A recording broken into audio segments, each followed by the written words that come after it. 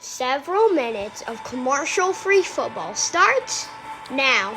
Here are the Purple Mortgage Guys. Hey guys, coming to you on this Wednesday edition of Purple Mortgage Guys, and we wanted to talk today about Kirk Cousins as a quarterback in the National Football League, where he ranks among the greatest, and if he is indeed a top 10 quarterback, a top 15, maybe even a top 5 QB this year. And he gets a lot of criticism when things don't go well and they're not winning, but maybe he puts up good stats. He also gets a lot of criticism when they win, but he doesn't have the great stats. And I think the consensus among the three of us is he kind of falls on the short end of that, regardless of what's happening. And I think we all think that he's a top 10 guy. We thought we'd spend a little time today talking about where we think he ranks among some of the NFL's best. So, guys, is that a fair summary of what we're trying to unpack here today? Yes. Can't wait. All right, well, let's jump right in. Looking at, we're just going to pick some random statistic here, and we're going by average yards, passing yards per game to help us throw out some names. And I think we're all going to agree he's not the best QB in the league, but where he falls, we might have a little bit of disagreement on. Patrick Mahomes, Josh Allen, whether you rank them 1-2 or 2-1, I think we would both agree that they're probably that top tier of QB in the league. And then we've got guys yardage wise like Joe Flacco, Matt Ryan, Tom Brady, Tua, Justin Herbert, and I'm going to assume we would take Kirk over Flacco, Ryan, and Brady pretty easily. This is just yards per game. But what about guys like Tua and Justin Herbert? And not long-term, not necessarily like your franchise guy for the next 10 years, but this year, where do you see Kirk like falling into some of those names? I guess for me, first things first is this is such a hard thing to compare, I think, because Cousins in the past, ever since he's gotten to the league, he's been statistically putting up top 10 numbers every single year. He's always at the top when it comes to touchdown passes, yards per game, quarterback rating, but his teams never finish towards that top end mark. And this year it's the complete opposite. He's not leading the league in touchdown passes or up at the top. He's not at the top when it comes to yards per game. He's not in the top when it comes to quarterback rating, but he's playing his best when we need him to this year. So it's really hard to look at the stats on paper right now compared to other quarterbacks and put him in the same category as somebody like Tua Tagovailoa, who's got Tyreek Hill and Jalen Waddle and throwing for 300 plus yards per game every time this year. And their defense is horrible. So they're constantly on the field trying to put up points just to stay in the game. So go ahead, Brent.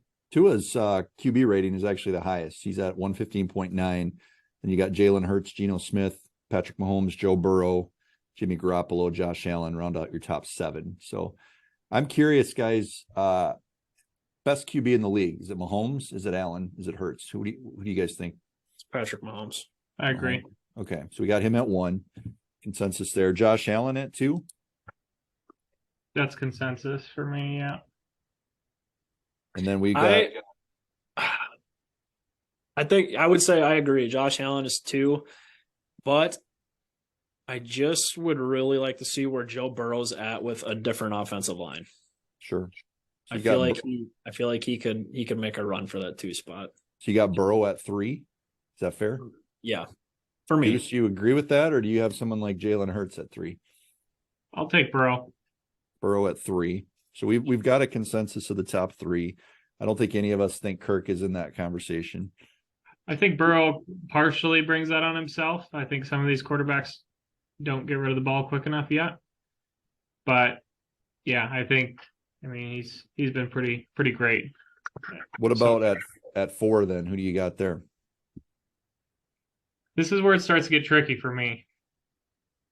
I've been a Jalen Hurts fan since college. I would probably go Jalen Hurts at 4. He's been really successful this year. I think that's going to continue going forward as long as he stays healthy. So I'm going to put him in my 4 slot. I think in a vacuum this season alone, it's hard to argue with that. With undefeated play, MVP candidate. Yeah. he's been everything he's needed. I think he's similar as much as he can be different as a player from Kirk. He's played a similar season. He's done what they need him to do to win games. And so I'd say 4. Okay. So then what about we've got the top 4 of Mahomes, Allen, Burrow, Hurts. Number 5, are we looking at someone like Lamar Jackson, Geno Smith? This is where it starts to get dicey for me because you could make arguments. Justin Herbert's ratings down there at 12, but you're splitting hairs a little bit there when you get out of the top 10. So who's our number 5 then, guys? Yeah, I'm with you there, Brent. I think the top 4 seems very straightforward, and I mean they are what they are. But number 5 is where it starts to get tough because you have a lot of inconsistency. You got guys like Kyler Murray who are usually pegged at the top of being a top QB going into the season, but he's ranked in the bottom half of the league. Matt Stafford is down there. Justin Herbert, you already mentioned. Tom Brady's not even in the top 10. Aaron Rodgers is below Kirk Cousins at 16 when it comes to QBR. And this is where it becomes a toss up for me because I don't know if we're going if it's strictly off of this season, my answer would probably be Lamar Jackson at 5. Where I was going, but it sounds like we're trying to make a case, justifiably so or not, that Kirk could be a top 5 guy based on not necessarily consistency in stats, but that resiliency we talked about the other day, where if you need a touchdown, you're tied or you're behind in the fourth quarter, he's like the guy to make it happen this year. Yeah. The few times that I've been able to watch Lamar, to me, I don't feel confident sometimes it seems like he's trying to do too much. The ball's flying around. He's running around. And I would have a tough time saying for this season that I'd rather have Lamar Jackson on the Vikings than Kirk Cousins.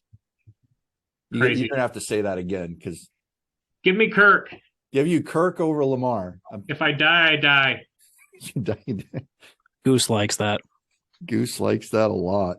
So you would take Kirk over Lamar this season. Tanner, we're going to need you on the record. Would you take Kirk over Lamar? No. You would take Lamar. Okay. I think a fair case could be made. If you go back and look at tape for almost every QB in the league, even watching Patrick Mahomes on Sunday night, who threw for 400 plus yards, had multiple throws in that game that he's missed. And Lamar Jackson had 2 very obvious ones that probably should have been touchdowns on Monday night as well. But the dynamic asset that Jackson offers to an offense just kind of sets him apart for me. Yeah. And I even Michael Vick, who is the most electric mobile quarterback in league history, like I feel like Lamar Jackson's even past that at this point. Like the offense is centered and it runs strictly through him, and they don't even really have that many assets. I guess I feel like outside of Mark Andrews, Kirk does have assets, so I'm gonna take Lamar. Lamar is definitely more athletic. It looked like they're not the other night anyway. That's really the one game I've watched of them, I guess, this year, but they don't look like they're having fun as a team.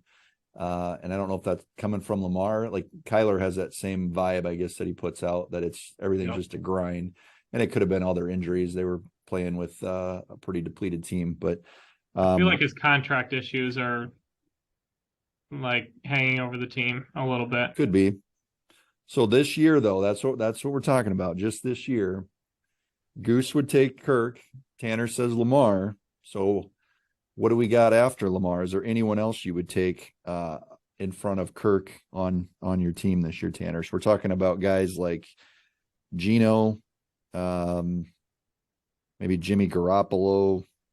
Is this all assuming that like people are on equal playing fields? Yeah, like when it comes to plug them in to the good Vikings. running backs. Yeah. Jacoby Brissett. This is a gut feeling. You're not going to find a stat that says Tanner was right or Goose was right. Yeah. Or Brent was right, because otherwise, that would be there. But so Goose already has Kirk in his top 5, which is fine. I'm not going to argue that at all. But I think as bad as he's played this year, I feel like if Aaron Rodgers were on a squad that had a pretty good offensive line, he's not on his ass 4 times a game and had receivers to throw to. I'm sorry. I feel like a good spot for Aaron Rodgers. Is as old as he is, he's still a gunslinger, still one of the most accurate QBs in the league. And I don't think he's mentally into it anymore. That's just my feeling. Maybe it's physical, and they're completely out of it. And I think he just came to terms after 3 or 4 games that there's no way they're going to win their division, and now they're not even going to be a wild card team. And I think after signing a $50 million extension, and you want to get a ring at the end of your career here, it's like, what am I doing? Why am I here? Yeah. Well, he's not taking the onus of someone making a quarter of your salary cap. Like, he's blaming mental mistakes, young players, injuries, and I feel like and granted, Kirk isn't great at this either. Like, Kirk doesn't talk about himself as like the most important piece of the puzzle. He says, well, a running game is important and these are team wins. But like, Aaron seems to really be throwing his teammates under the bus. And it's like, okay, you're throwing someone under the bus who's making league minimum right now, and you're getting paid $50 million. Mm-hmm. Not a good look. No. So Tanner would take Aaron. He would take Lamar. Goose has got Kirk at 5. So Tanner, who else are you taking before Kirk? Are you going to throw 25 other names out there, or is he a top 10 guy for you? Well, no, this is just another spot. If we're talking on equal playing field, Matthew Stafford? No, no, Kirk. I've always thought Kirk was better than Stafford, as much as I love Matt Stafford. But a guy like Justin Herbert hasn't had Keenan Allen all year. Lost his left tackle, who was arguably, he was a Pro Bowler last year. He was a stud in his rookie season. And I think on an equal playing field, I feel like Justin Herbert offers a lot, if not better tools than what Kirk does. So has not played well or consistent by any means this year, but I think on equal playing fields with equal assets, I think I would take Justin Herbert. All right. So you're going to take Tom Brady over Kirk? Yes. Okay. This is hurting my Kirk heart. This is going to Kirk average is so out. accurate. He is so accurate when I watch these games. And All right. I don't think that there's a throw that Kirk can't make. Tom Brady. All right. Well, who do we got at 8, Tanner? Speak to me a little bit, Tanner. I want to hear some reasoning on these. I feel like I'm giving reasoning behind every No, QB I know, I've selected fine. so far. Tom Brady? Did you watch Tom Brady though with 40 seconds left the other night? That was awesome.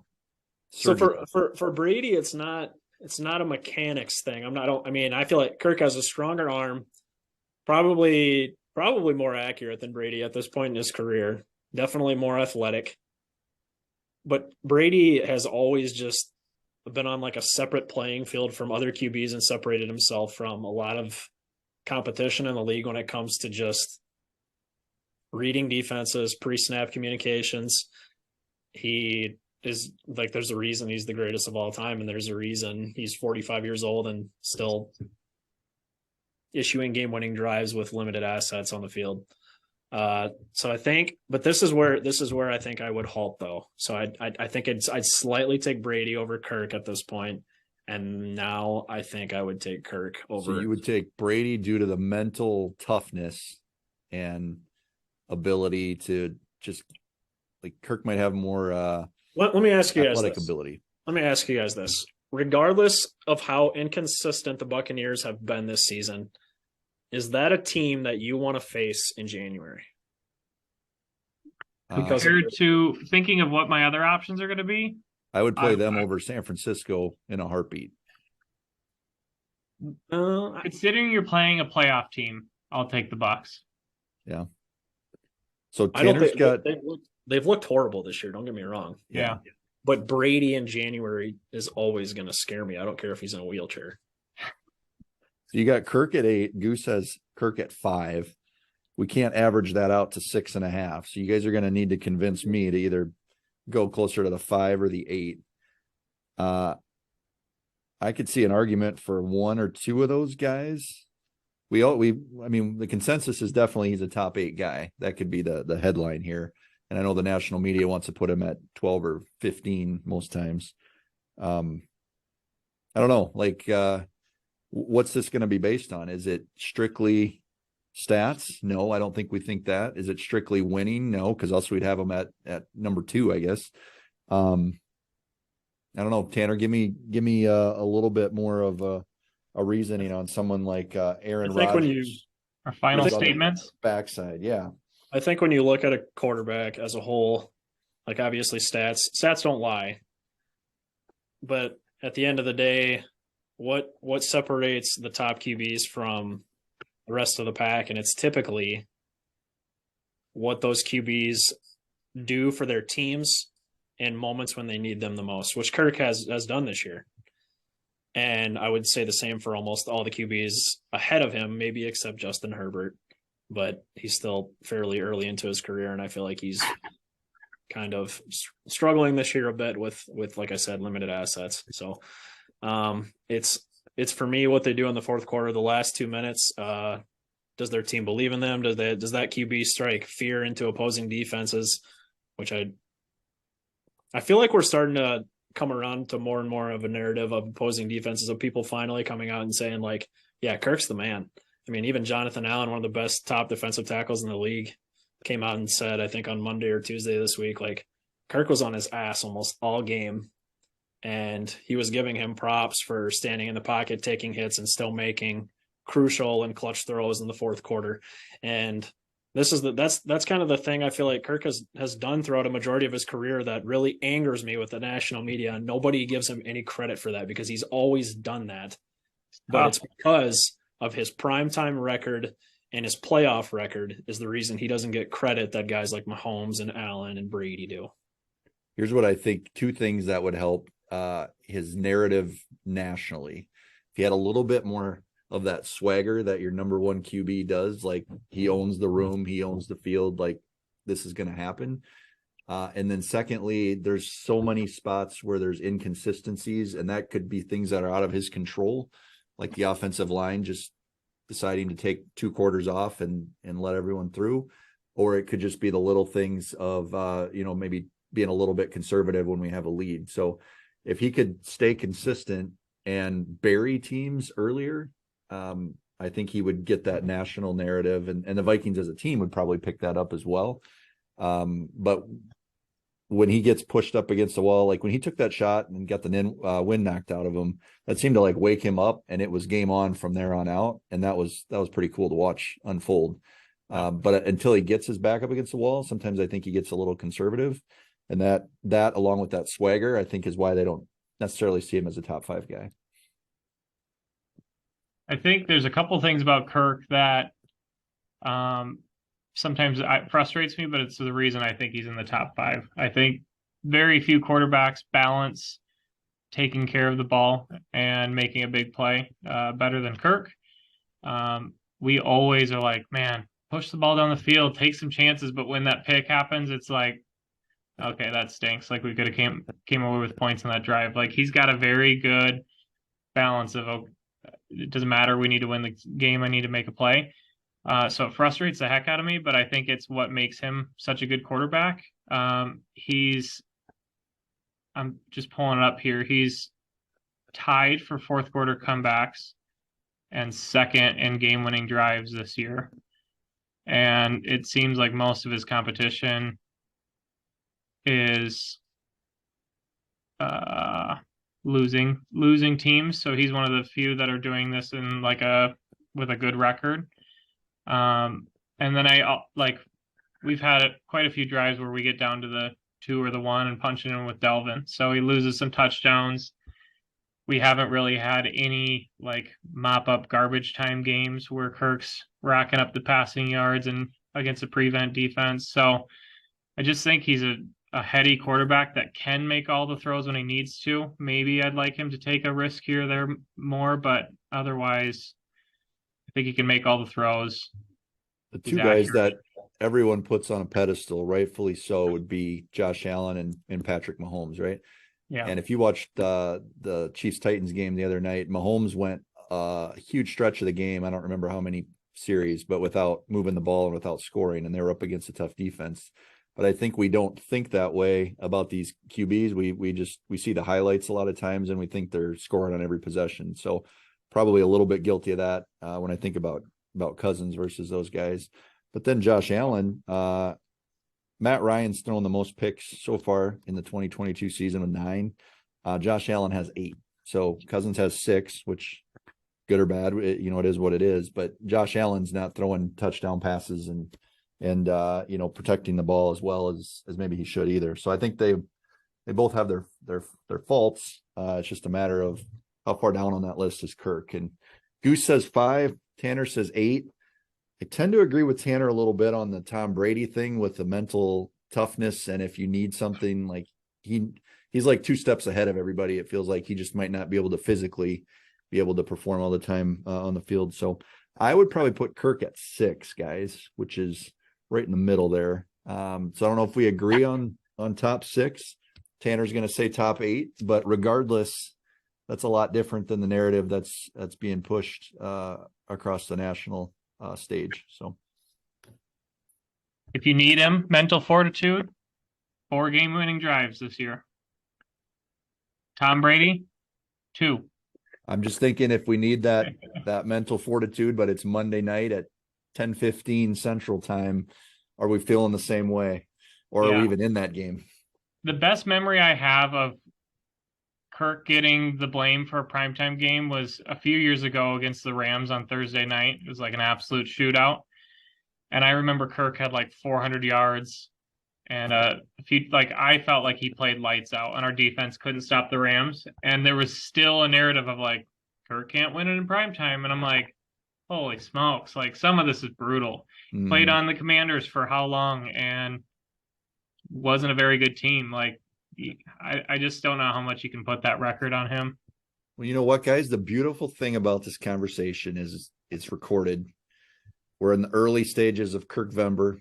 We're going to be able to watch him play the Buffalo Bills. We're going to watch him play the Dallas Cowboys, the Patriots, and the Jets. We're going to be able to relook at this in about a month and decide that either Tanner was crazy or Goose was crazy, or we were all a little crazy. And you'll probably settle in somewhere here amongst these big names. So, guys, this has been fun. We got Cousins somewhere between 5 and 8. I think we would take any one of those spots for the long term. So, any closing thoughts, Tanner?